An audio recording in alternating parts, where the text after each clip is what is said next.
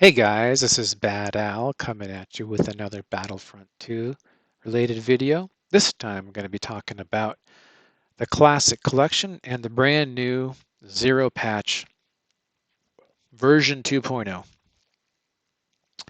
If you have the Battlefront Classic Collection and um, were following Game Toast, you probably did see that the Classic Collection 1.3 mod support patch had been released.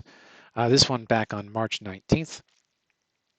And this is an update to that patch, which enables, this one does, enables a lot more mod support that the 1.3 unofficial patch enabled, and actually more. Let's take a look at a mod folder for a moment here. So this one is the Clone Wars Revised. And when we were initially deploying something like this, you needed to do a manual rename. This used to be LVL PC, like that. And then in order to get everything working right, you needed to rename this to LVL Common. With the new Zero patch, we basically automate that for you. You do need to click batch file to get that to happen. And also, but do want to point out, like, this custom GC, and there are also like user script LVLs that would typically go into the data to common folder in here. So this would have a bunch of other stuff that the game didn't come with. And what we'd really like to do is we'd really like to minimize having people write into here. You know, a lot of mods write into this folder and it'll like overwrite the files, which I really don't want to do that. Like if there's a mod that does that, I choose not to install it. And so we really do our best to try to not install stuff into this folder. Sometimes you have to change a file in this folder, but we would like to only do that if it's absolutely necessary. There's no other way around it. And so that's kind of one of the goals of this patch, is to minimize the changes that we have to do inside this folder for the base game files.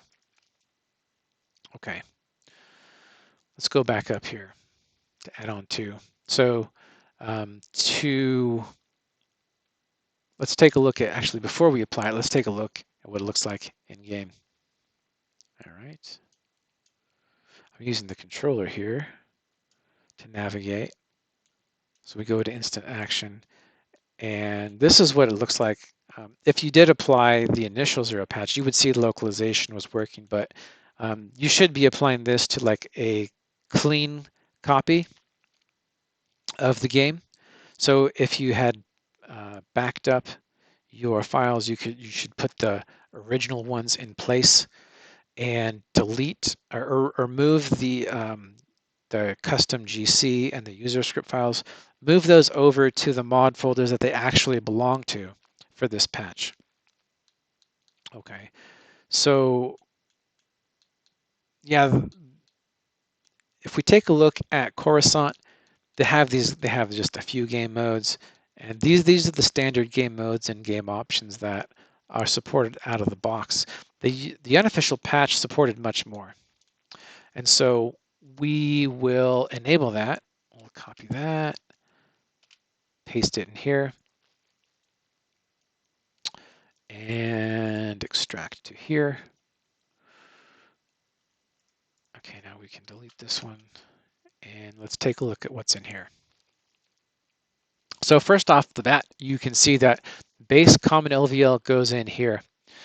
And then if we go in there, it says put your common LVL in here. And so that's part of the initial step. We'll do that in just a moment. We have this README, which will basically take you through a lot about the patch and how to apply it. But since you're watching this video, it's intended that you follow along with me to be able to apply the patch. So we have some other things in here. So we have HUD options, we have in-game options, load options, movies, and patch scripts. So inside HUD options, we have two options here. This one right here that's highlighted is the default Aspyr HUD. If we had like a different one installed, we could go in here and then we could click on this apply HUD batch file to install this this HUD right here. This is the default Aspyr one. We also have one from Anthony BF2. This is the one that he delivered with the initial mod. But this does, when we do the apply HUD, that actually will modify the in-game.lvl in the base game folder. So like I said, we want to minimize that. So we didn't install anything like that by default. The only thing that we modify is going to be the common.lvl that we have to modify. The other stuff are going to be optional. Okay, so that's the HUD options, in-game options. Now you don't need to modify any of the in-game files for this to work. These are just going to be things that by default, these are options that we'll do. So we by default have AI heroes, and then we have this extra buttons in the lobby. This is in the documents. You can see that like here's the unmodified version of the screen for the lobby stuff, and then in here we have the modified version of the screen. So we can see that we have these extra buttons down here. Okay, so and we have this disabled folder, which is empty, but if you wanted to disable one of these, that when they were currently active, you could just simply drag these into the disabled folder and they wouldn't get picked up. Okay. Load options. So since the Aspyr game has these very ugly loading screens, I thought, well, the load screen background isn't so bad, but the load screen textures are bad. Let's take a look at what those look like. It doesn't look so bad like this. It just looks like it's the normal PC border box. But since they upscaled it to 512 by 512, the load screens don't really know how to scale it down because they're expecting a 128 by 128. And so here's the loading bubble, the load screen, and the default load tips box. We also have here as options, here's a console style, but it's not the console, but it's kind of the style. We have this new loading bubble right here, and that's what the load screen background looks like, and then the border box for the tips that use the tips and tricks that you see. And here's a console style. And we also have the PC style. I'm going to go ahead. I like to use the console inspired one. So I'm going to do this, apply load, and it says, okay, two files are copied, continue. This will basically take common.lvl and load.lvl, and these get copied over to the load folder under LVL common. Movies, fly comes empty, but if you go over to the GitHub and the releases, you can download some preview movies here. I already have them downloaded, and I'll be showing you what those look like in just a moment. But you'll be downloading these, and you'd want to place those into underneath your movies folder right here and extract them here. I already have them. I'll cut those and I put these right here. And if we take a look in there, the convention that we've used here is basically the map name prefix fly.mvs. And so if you wanted to make some of these preview movies, I have this the 7Z file right here that kind of explains how you can make them, and it kind of also has like an environment that you can more easily make these also. And patch scripts, these are the scripts that are used by the Zero patch for the base functionality. Okay, so we don't have the common here. Let's go get our common. It's under data 2, LVL common. Here it is, copy that. And we will put it in here. Next thing that we do is we do the apply patch. Now this apply patch thing only really needs to be done once. We'll take this common now. It got generated for us. What it did is apply patch. It replaced a file, or rather a Lua script inside common.lvl that gives us, that enables us access to modify the game environment when it runs. So we'll take this one and put it back over data 2.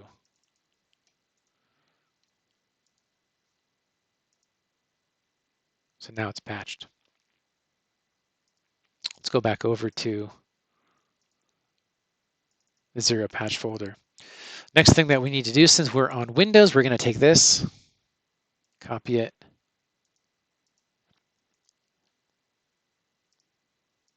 run after making changes, Windows.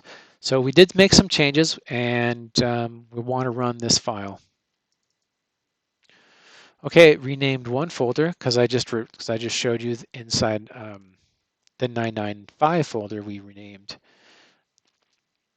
that one to LVLPC as an example, but it just renamed it back, and we have all done. It says renamed one folder and created the fake file system. That fake file system, like I mentioned before, enables modders to do more cool stuff. That fake file system is in patch scripts fs.lua. So we have a rundown of the files basically in the add-on. It only shows what's in the add-on folder. Outside the add-on folder, it doesn't know anything about. But now let's start up the game and see what it looks like.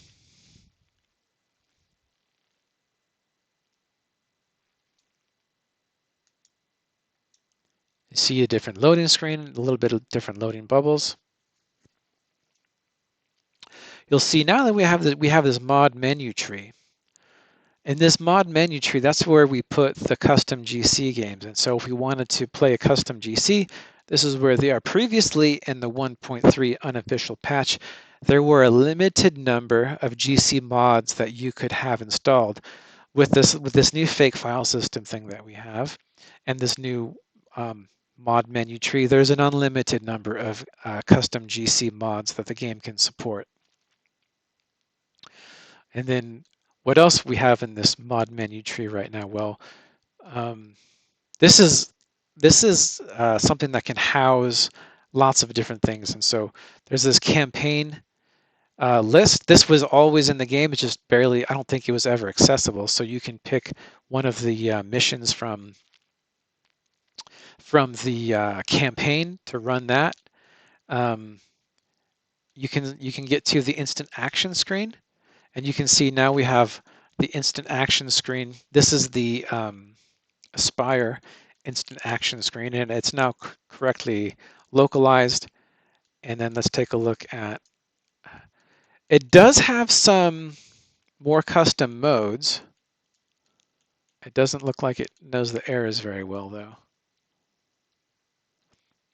But that's okay because we have this instant action alternate now that not only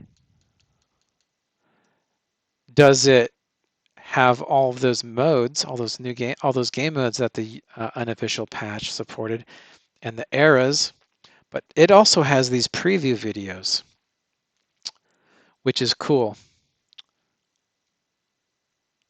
And so, like, Yeah, so you can go through here and marvel at how awesome the preview videos are, and I showed you where we put those. Most of the preview videos that you're going to be seeing here are in that folder where we just put it in place. I do have Kotha Sea Haven installed. This preview video, this one's in the mod folder. This is the style of preview video that was supported by the unofficial patch. But when this preview video was made, it was intended to play on a very small, in a very small box, and now it's spread out through the whole entire screen, which is, yeah, it's not as nice as a full video, but you still get the idea. And if you wanted to like record a new preview video for this, you could remove the preview video out of the Kothis folder and then put like a more high def video in there, and then it should pick that one up. We also have a new default movie. Instead of just the shell background that has sort of been there, we're showing this is just called default.mvs, and you can create a new BIC file and make a preview movie with that package that I mentioned earlier, and you can make a new default movie if you'd like to. But I thought it was kind of fun just to have like the Revenge of the Sith trailer added as the default background as an example. Okay.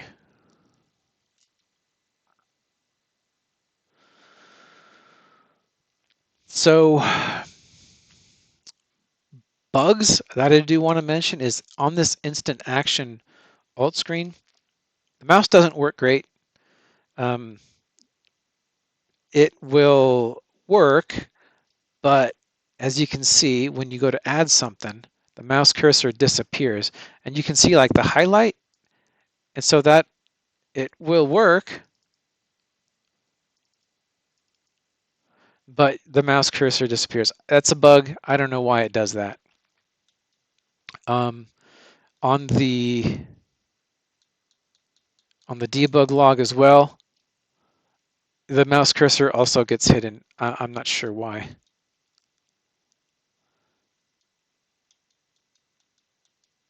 Let's go back in here and launch in here.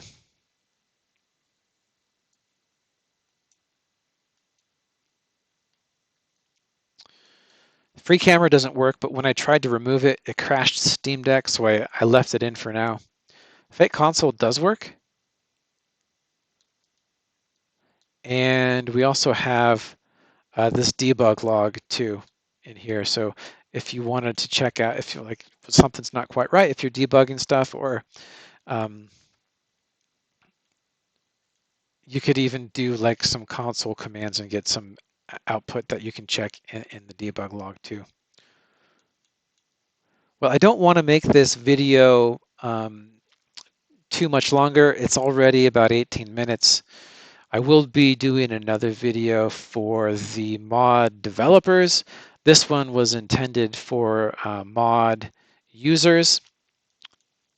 If you're interested in that one and you are a mod user and not a mod developer, that's fine too. Come check it out, because you will find out a lot more about the zero patch and what's possible with the zero patch.